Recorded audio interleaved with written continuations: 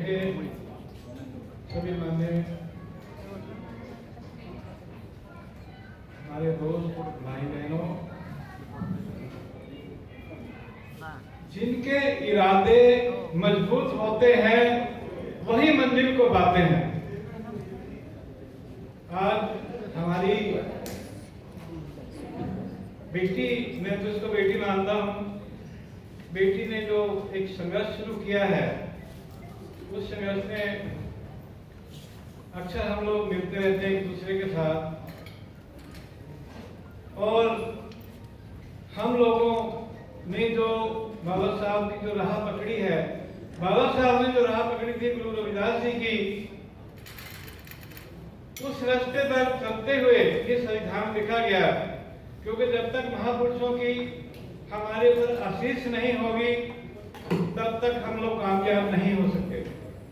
उसकी आशीष का सदका, बुजुर्गों की आशीष का सदका हम लोग अपनी मंजिल को तय करते हैं और अपने बाबाओं का, अपने बुजुर्गों का जो रास्ता है उसको हम लेके चलते हैं। गुरु रविदास जी ने बहुत बड़ा कंसेप्ट हमारे देश को दिया है। बेगमपुरा उनका सपना था, शहर का नाम।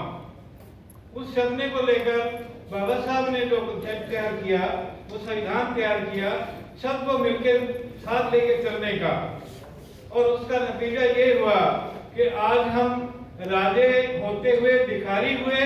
भिखारी होने के बाद बाबा साहब के समय में युग बदला और आज हम अपने आप को एक अच्छा देश का नागरिक और देश के अंदर अफसर बनकर हमारे संसद बने और हमारे एमएलए बनते, हमारे कॉर्पोरेशन में जो हमें रिजर्वेशन मिला है, ये हमारे बाबा साहब की देन हुई है। तो हम लोग ये चाहते हैं कि हमारे देश के अंदर हम लोग जातियों में बैठे हैं, ये हम लोग नहीं अपने आप को छोड़ सकते। ये सच्चाई है कि हम लोग जातियों में बैठे रहेंगे, लेकिन जातियों में बैठने के बाद हम लोग ये चाहते हैं कि हम जाति जोड़ो, हम आपस में जुड़े और एक होकर अपने राज को, अपने जो खोए हुए राज को, अपने राजाओं की जो विरासतें हैं उसको संभालें। हम लोग देश के मूल निवासी हैं, हम आदिवासी हैं, हम राजे थे, हमारे ऊपर अत्याचार हुआ, हमें दलित बनाया गया। दलित का मतलब ये होता है कि जिसको दला जाए। हम लोग राजे हैं और जब तक हम लोग अपनी सोच को नहीं बदल रहे कि हम राजे हैं, अपने राज लेना है, तब तक हम लोग कुछ नहीं करेंगे। हम लोग सबका साथ, सबका विकास करके जो हमारे ऊपर आए हैं लोग, हम लोग क्यों नहीं अब एक होते? हम उन सबके साथ अपने आप को क्यों जुड़ते हैं? इसलिए मैं सबसे अनुरोध करूंगा कि मेरी बेटी, इसकी लंबी उम्र हो, इस पर कोई भी मुसीबत हो, हम लोग सब मिलकर इसके साथ में खड़े हों। हालांकि अब मैं क्या कहूँ, मेरे को भी इस पर थोड़ा सा गुस्सा था। इसने चुनाव लड़ा, मैंने इसको ये कहा था कि बेटा मुझे बताओ, हम तो मेरे इलाके में आएंगे और हमारी बात किसी की हमारे से इन्होंने मेल ही नहीं किया, क्योंकि हम एक पर्सनैलिटी हैं। लोगों ने हमें एक ऐसी पर्सनैलिटी दी है जहाँ हम खड़े होते हैं, लोग हमारे को फॉलो करते हैं, हमें पूछते हैं, बातचीत करते हैं।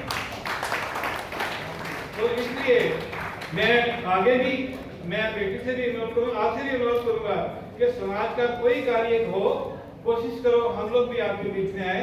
हमारे लोगों ने जो धक्के खाए हैं 70-72 साल के, हम लोग सूखे पेड़ हैं, लेकिन फिर भी हम जलाने के काम आएंगे।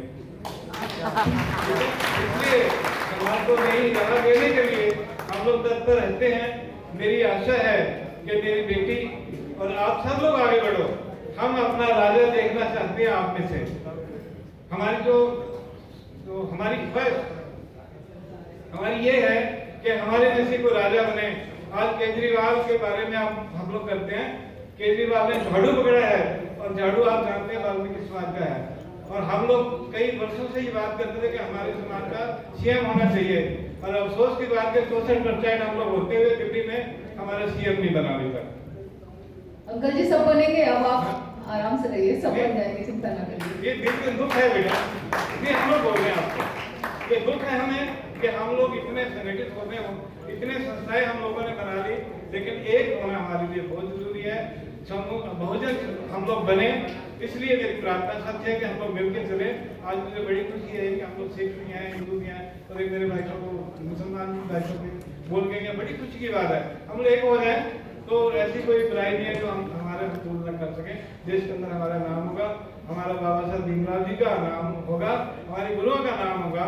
इन्हीं के साथ में अपने शब्द को विराम देता हूँ। जय भीम, जय भारत। धन्यवाद सर, बहुत बहुत शुक्रिया।